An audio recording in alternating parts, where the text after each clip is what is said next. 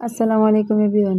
এক সপ্তাহ চুলে এই রেমেডিটি ব্যবহার করে দেখুন, চুল এত ঘন, লম্বা এবং মজবুত হয়ে যাবে যে আপনি নিজেই দেখে অবাক হয়ে যাবেন।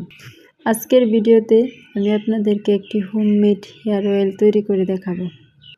চুল পড়া কমাতে এবং চুল লম্বা করতে এই হেয়ার অয়েলটি একবারের জন্য হলেও ট্রাই করে দেখতে পারেন।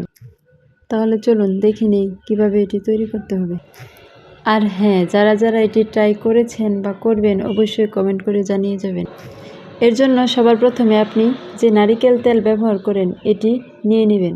এরপর নিতে হবে পেয়ারা পাতা। প্রয়োজন অনুযায়ী এগুলো প্রথমে ধুয়ে কেটে টুকরো টুকরো করে নিতে হবে।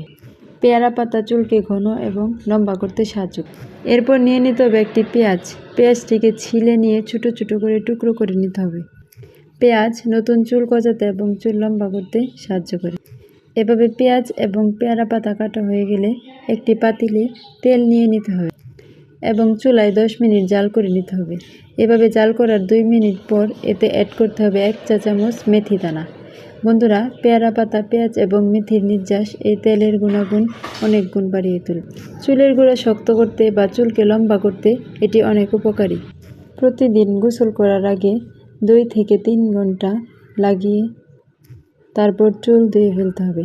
এভাবে সবগুলো উপাদান 10 মিনিট জাল পর একটি বাটি নিয়ে তার মাঝে ছাঁকনির সাহায্যে ছেঁকে নিতে হবে। আপনারা চাইলে তেলের পরিমাণ কম বেশি করে নিতে পারেন। এরপর সব শেষে এর সাথে হাফ চামচ কালো জিরা অ্যাড করে নিতে হবে এবং তেলের মধ্যে তা রেখে এভাবে এই তেলটি বানিয়ে 1 মাস পর্যন্ত ব্যবহার করতে পারবেন।